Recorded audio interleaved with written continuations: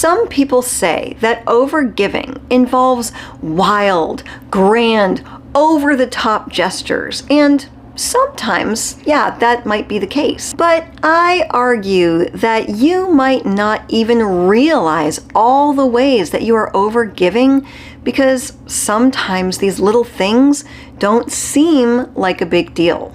Like the anxious decision to reach out to your ex on a holiday. And this is just my opinion, but I feel like reaching out to someone who has dumped you to wish them a happy holiday is massively overgiving. Hello friends, my name is Maria, and like you, I know what it feels like to give someone everything. I would give them everything on days when they were being nice, and I continued to give them everything on days where they couldn't be bothered with me.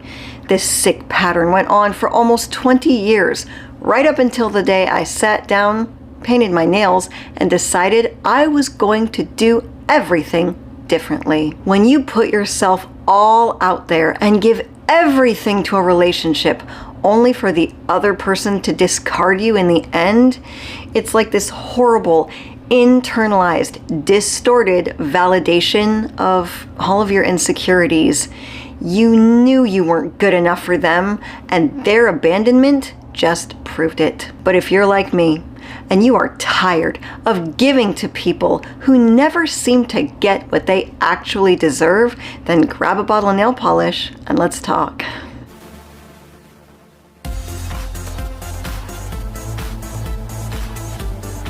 When we overgive in relationships, we tend to always find ourselves in situations where the other person is emotionally, physically, or even financially mooching off of us, even though they aren't offering us anything much in return.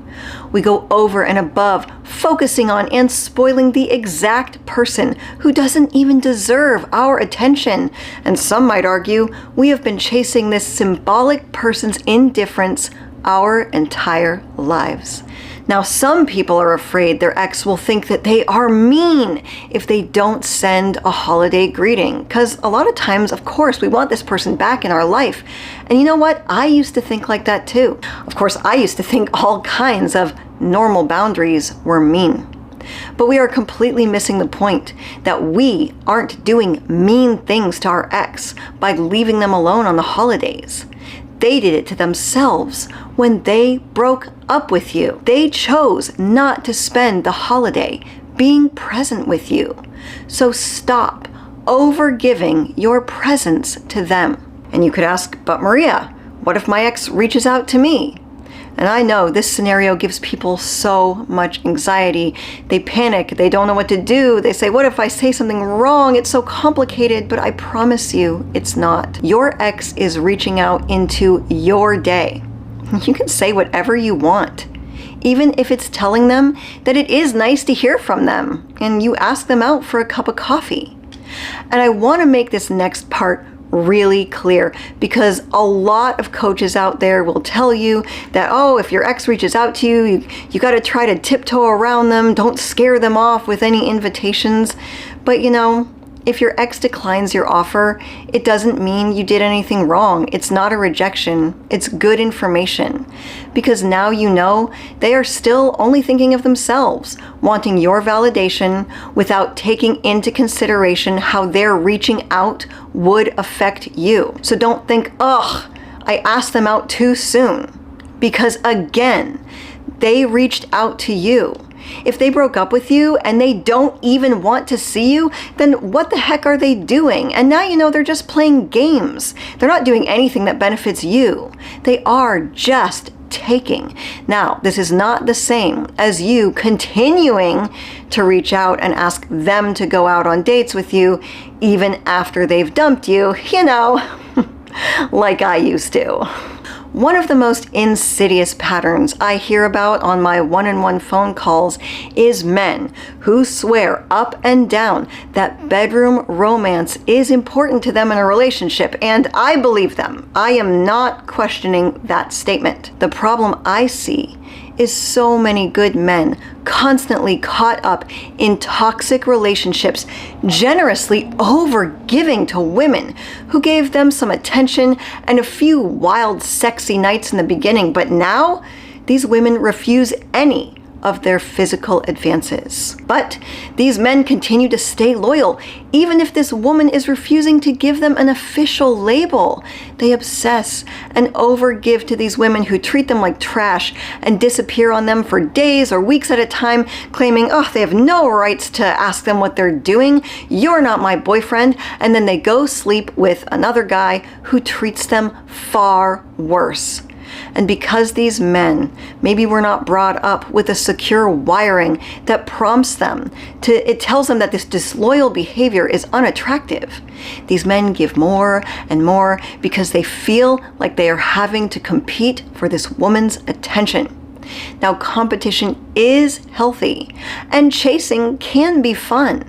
But there is a tipping point that happens when, even though your person has agreed to a relationship with you, they still don't really act like they are devoted to the relationship, and your chasing just never ends. We feel like their cruel behavior is happening because we must not be good enough. But my friend Benjamin makes an excellent point down in the comments. People who avoid intimacy aren't doing this to you because you're doing everything wrong. It's because you're doing everything right. And I agree with Benjamin. We do try to do everything right. But if we are with someone who has a lot of unhealed demons, that's when things begin to go all wrong. Now, maybe this person grew up anxiously chasing love they never got, and now they avoid people who want to give it to them freely.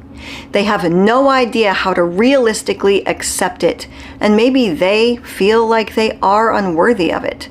So they dump you and run to whatever the new challenge is, the new distraction, whatever looks fun and definitely superficial. Well, welcome to the other half, where we know attraction is not just about looks.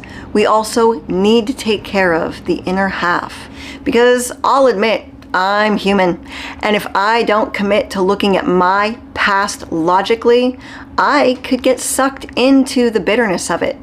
I'll see a social media reel with a guy complaining that women are mean, and I'll see women in the comments saying, yeah, but you know, when you're nice and you give a guy everything, they leave you anyway. And for a moment, I can get sucked in and I'm like, yeah, they do. You're good to them and they leave you anyway. But that's a trauma-driven, knee-jerk reaction to a 20-second reel that is designed to pit men and women against each other.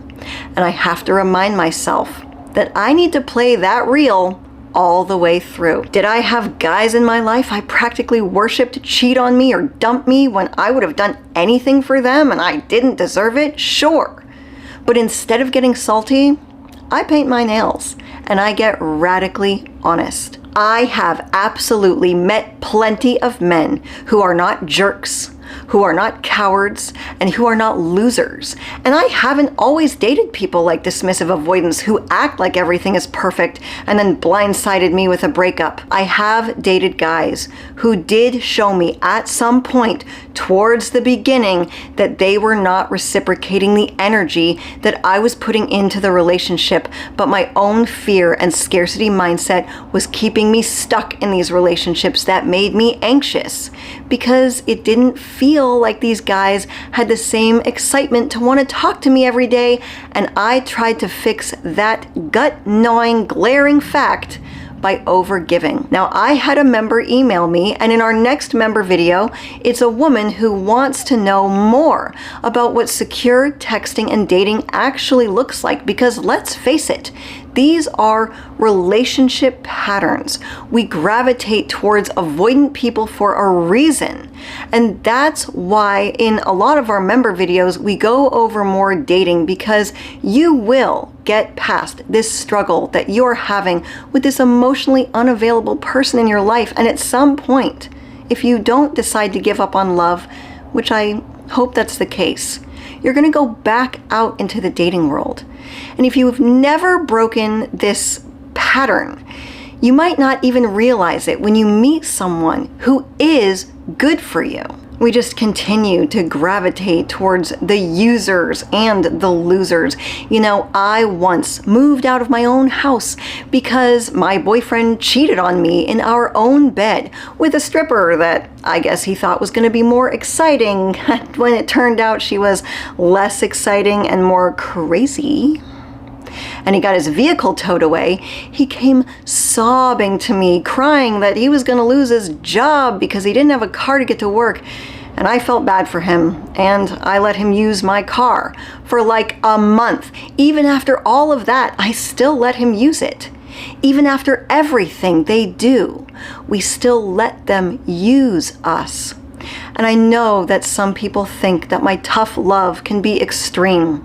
But when you grow up riddled with chaos and trauma and attachment wounds, this is a very realistic version of what your dating life can end up looking like, and it is extreme. Unfortunately, for a lot of us on this channel, it takes something extreme to finally get us away from people who are extremely damaging to our life and our self-worth. When you overgive to people who exploit your feelings, it is gut-wrenching, and I do not want this for you.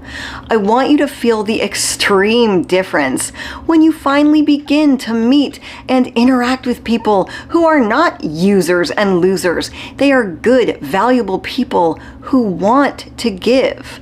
Because here's the juicy little secret. The giving is not the problem.